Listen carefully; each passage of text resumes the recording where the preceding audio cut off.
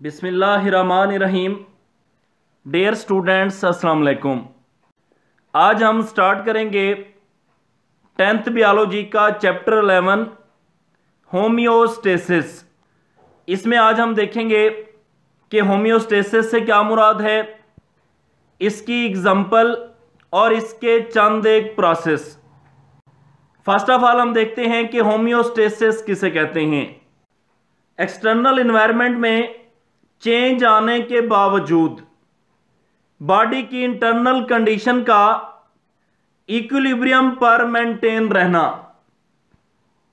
यानी बैरूनी माहौल में तब्दीलियां आने के बावजूद जिस्म के अंदरूनी हालात में एतदाल और तवाज़न कायम रखना होम्योस्टेसिस कहलाता है। इसकी एग्जांपल में सबसे पहले हम ह्यूमन बॉडी का इंटरनल टेम्परेचर डिस्कस करते हैं।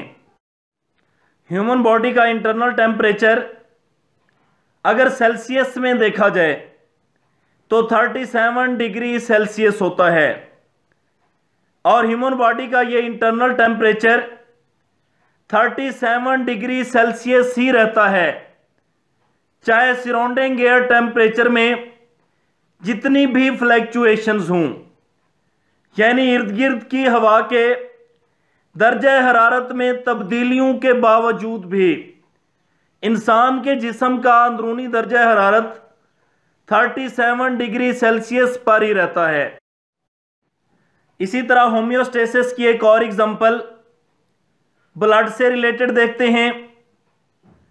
ब्लड में ग्लूकोज का लेवल 1 ग्राम पर लीटर होता है, और ब्लड में ग्लूकोज का यह लेवल 1 ग्राम पर लीटर ही रहता है, चाहे हम अपनी मील में जितनी कार्बोहाइड्रेट्स खा लें, यानी कार्बोहाइड्रेट से जितनी भी भरपूर खुराक खा लें, फिर भी ब्लड में ग्लूकोज की सतह 1 ग्राम फी लीटर ही रहती है। अब हम बात करते हैं बॉडी सेल्स की। बॉडी के सेल्स को ऐसा इंटरनल इन्वायरमेंट चाहिए होता है जिसमें कंडीशन ज्यादा तब्दील ना होती हूं, यानी जिस्म के सेल्स ऐसा अंदरूनी माहौल चाहते हैं जिसमें हालात ज्यादा तब्दील ना होते हों।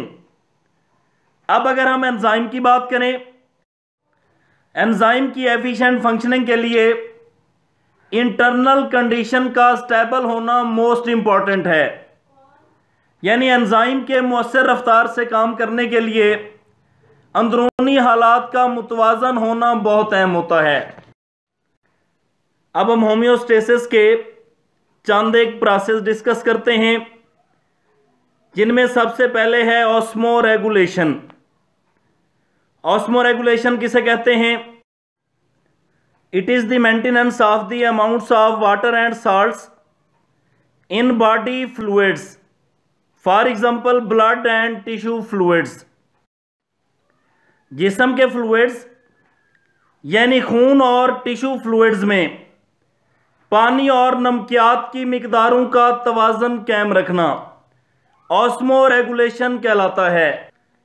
जैसा कि आप जानते हैं कि बॉडी फ्लूइड्स और सेल्स के माबैन वाटर और साल्ट्स की रिलेटिव अमाउंट्स, यानी पानी और नमकियात की निस्बती मिकदारें ही डिफ्यूजन और ऑस्मोसिस के प्रोसेस को कंट्रोल करती हैं, और ये प्रोसेस सेल की फंक्शनिंग के लिए एसेंशियल होते हैं। इससे रिलेटेड हमने 9th क्लास में टोनेस्टी के कंसेप्ट में भी स्टडी किया था। इसके बाद हम देखते हैं थर्मो रेगुलेशन किसे कहते हैं। The maintenance of the internal body temperature is called thermo regulation. जिस्म के अंदरूनी दर्जा हरारत को कायम रखना थर्मो रेगुलेशन कहलाता है। बॉडी के एंजाइम पार्टिकुलर टेम्परेचर पर, यानी ऑप्टिमम टेम्परेचर पर काम करते हैं, यानी जिस्म के एंजाइम मखसूस यानी मुनासिब दर्जा हरारत पर काम करते हैं। इसी वजह से बॉडी टेम्परेचर में कोई भी चेंज एंजाइम के वर्क पर इफेक्ट करती है, यानी जिस्मानी दर्जा हरारत में कोई भी तब्दीली एंजाइम के काम पर असर डालती है। एंड पे हम देखते हैं कि एक्सक्रीशन किसे कहते हैं। एक्सक्रीशन यानी फालतू मादों का अखराज is also a process of homeostasis. यह भी होम्योस्टेसिस का एक अमल है।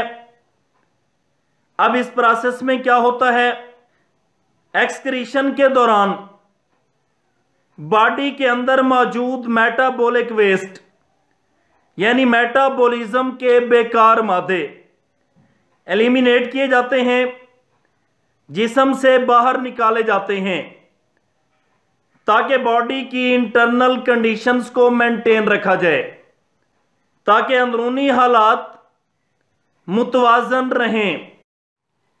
मेटाबॉलिक वेस्ट से क्या मुराद है, यानी मेटाबॉलिज्म के बेकार मादों से क्या मुराद है। मेटाबॉलिक वेस्ट से मुराद कोई भी ऐसा मटेरियल है जो मेटाबॉलिज्म के दौरान बने और बॉडी को नुकसान पहुंचा सकता हो। यह था आज का हमारा टॉपिक। अल्लाह हाफिज।